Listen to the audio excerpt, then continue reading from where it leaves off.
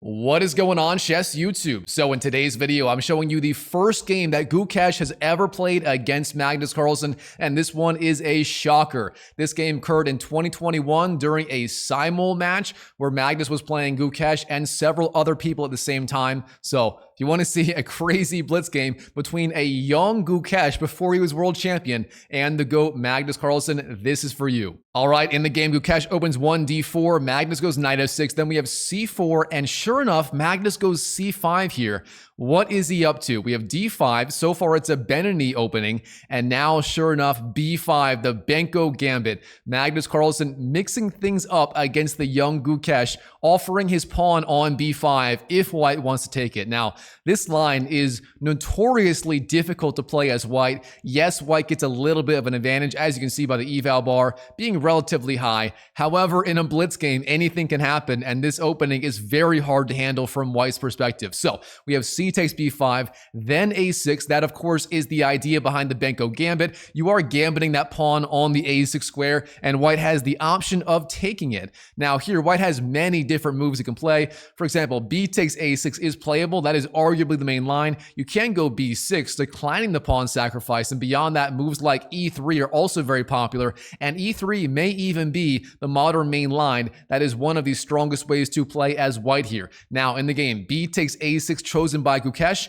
and now Magnus g6, intending to fianchetto his dark squared bishop. All right, now Gukesh has a wide variety of ways to continue. In the game, he goes knight to f3. However, knight c3 may have been the main way to continue there. Instead, knight f3 on the board, and now black has the option of bishop takes a6, capitalizing on the fact that white has not gone e3 or e4 yet, and therefore, if white goes e3 or e4 in the future, black can take on f1, potentially removing the option of castling from white. So that would be very, very annoying from white's perspective. Instead, in the game, bishop g7 chosen.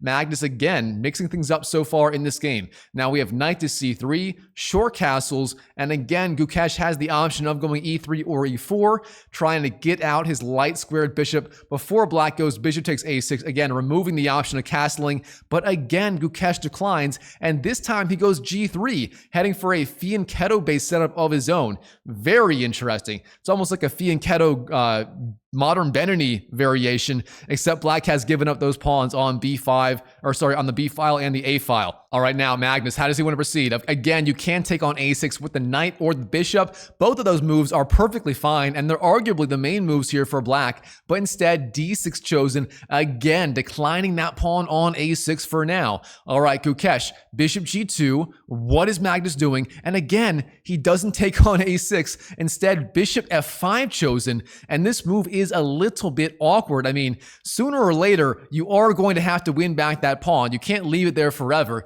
And here, Gukesh, he demonstrates his sagacity with a very strong move, knight to d2, dropping back that knight, potentially threatening knight to c4 or e4 ideas, driving back that bishop. Now, it turns out you probably don't want to go e4 yet. Typically, when white goes knight d2 and e4 in the modern Benoni, the bishop is on, say, e2 instead of g2. With it on g2, you don't want to go e4, as that would cut off your own bishop on this diagonal. So instead, knight c4 is most likely coming from Gukesh. All right, now here, Magnus, knight takes a6, finally winning that pawn. And here, Gukesh, I expected knight c4. That is the standard rerouting process for the knight in this opening, but instead, e4 chosen in the game, and this move is a little bit of a mistake, maybe the first real mistake by Gukesh in this game. Now, of course, it's a blitz game. Gukesh was only rated 2578 during this time. He was a lowly GM in this game, so it's very understandable, but overall, a very significant mistake by the future world champion.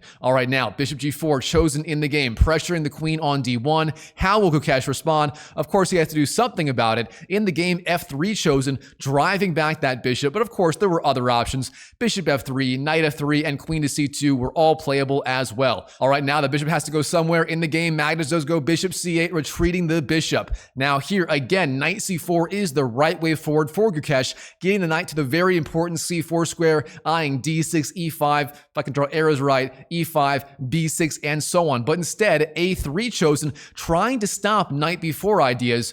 But of course, this move does not stop knight b4, and Magnus shows that by going knight b4 anyway. Magnus jumping in with the knight, and what is the idea? Well, it's very simple. If you take on b4, then you lose the rook on a1, as that a pawn is pinned by the rook on a8 to the rook on a1. So overall, Magnus showing knight b4 is still playable here, but it turns out this was not the right way to go. Instead, something like knight c7, e6, or knight d7 was preferable from the GOAT. Instead, knight b4 chosen in the game. And what is the problem with this move? Well, white can just go knight to b3, as he did in the game, and now the knight has to move, as this knight on b3 is defending the rook on a1. Therefore, this knight on b4 is immediately hanging. So, knight a6 chosen in the game, and now white does just short castle. So very solid move by Gukesh. All right, now Magnus, again, he's got a wide variety of options. You can go knight d7, queen c7, queen b6, e6, rook e8, and so on. In the game, though, knight d7 chosen by Magnus, a very solid move, intending perhaps knight e5 ideas, and also opening up the scope of this bishop on g7, where it is just slicing down the board now, and that bishop on g7 may be the strongest piece in this position. All right, now Gukesh, how does he proceed? He goes bishop e3, developing his queenside, very solid. Beyond that, f4 and rook f2 were also playable. Now Magnus, queen b6, sliding the queen over, pressuring that knight on b3, a very solid move. And now here, that queen on b6 is so dangerous, knight to a4 by Gukesh is virtually forced. So for example, knight a4, you drive back the queen, queen a7, then you go f4, continuing your initiative on the king side. Now instead of that here, rook b1 chosen in the game, and the idea behind this is you are preemptively defending the pawn on b2, stopping future queen takes b2 ideas, but this move is a little bit slow. And here the GOAT continues, knight c7, finally getting his knight to a better square where it is eyeing b5. Now we have knight to d2, retreating the knight, and of course, this move is possible as the rook does defend b2, therefore queen takes b2 is not a possibility. But here Magnus, bishop a6, sliding out his bishop and pressuring the rook on f1. Now, very importantly, where do you want to go with that rook? Is it f2 or e1? This is a great time for a puzzle, as only one of these moves is good. The other one would be a massive tactical mistake. So, again, if you like puzzles, pause the video right now and try to find the right square for the rook. Is it f2 or e1? And while you're at it, go and smash that YouTube like button for more videos just like this one featuring Gukesh and Magnus Carlsen. All right, here, the key move by Gukesh is rook to f2, and that was chosen in the game. If you don't do that, if you go rook to e1 here, then bishop d3 will spell problems for white, as the rook has to move, say rook c1 or a1, and then you crash in on the b2 square. So instead, you must go rook to f2, and this move stops bishop d3 for tactical reasons. Here's why. If black goes bishop d3, this was not played in the game, but if he does do that, then you move the rook, and if black goes queen takes b2, here the rook on f2 has the discovered attack on the queen. That is so important, and here you can go knight d to b1, and suddenly you have the double attack on the queen and the bishop. Therefore, white wins material. Therefore, this move, rook to f2, stops the idea of bishop d3, as you cannot win that pawn on b2 due to the discovered attack of the rook on the queen on b2. So, rook f2, a very key move by Gukesh. Now Magnus, he continues, rook fb8, piling up more and more pieces on the queen side here, and Gukesh, he simply goes bishop f1, offering the bishop trade, making good use of that extra square on f1 now that the rook has vacated it. All right, now the GOAT goes bishop takes f1, and now interestingly, Gukesh has a choice. Do you take back with the rook, the queen, the knight, or the king? In the game, he actually goes king takes f1, a very interesting move. Instead, queen takes f1, it may have been a little bit stronger, but king takes f1, very interesting. Gukesh wants to keep his queen on that d1 square for now. All right, here, Magnus, queen to a6, hits that king on the f1 square. Where is the king gonna go? In the game, king g2 would be the strongest move, but instead queen to e2 chosen by the world champion. All right, now Magnus has the option of going for the queen trade. Queen takes e2 is playable, but instead first he inserts the intermediate move, bishop takes c3. Now white has the option of queen takes a6. That is the strongest move here, but instead he goes b takes c3, and this is a mistake because because here, Magnus, he is not forced to trade queens. Instead, he just goes queen takes a3, gobbling up that pawn. And now Magnus wants those queens on the board. He wants the queens alive, as here, he just has a vicious attack against that white king on f1. Here, Gukesh tries to defend. Rook takes b8, then rook takes, then c4, gaining space, but Magnus, he is not done. All of his pieces are about to go crashing in.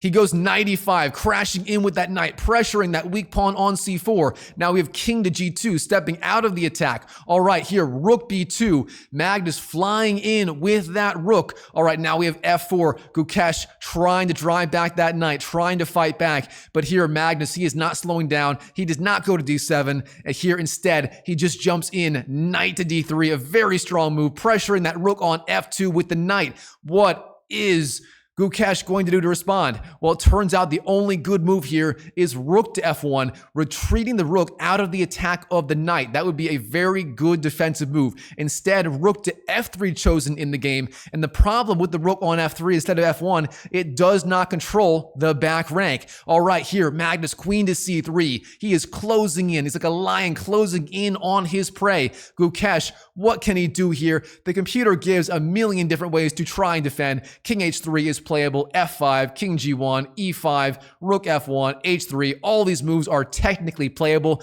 but none of them are good enough. And here, no matter what, Magnus, as you can see, is going to have just a massive advantage. All right, in the game, king h3 chosen by Gukesh, trying to defend. Now we have queen takes c4, gobbling up that free pawn. Magnus maintains the incredible advantage. Now we have queen to f1, dropping back with the queen, opening up the attack of the knight on the queen on c4. Of course, with the queen on e2, that knight is pinned. If you take on c4, the rook takes the queen. However, after queen to f1, the knight is defended. You can't take it, and the knight is attacking that queen on c4. Therefore, you must do something about it. But in the game, just queen to c2 chosen, the queen closing in, and Magnus is ready to strike. All right, here, Gukesh, the only thing he can do to hang on is just play the move f5. However, even that would not be enough. For example, f5, then knight e5, rook f2, and maybe Gukesh could hang on for a few more moves. But instead of that, in the game, the move e5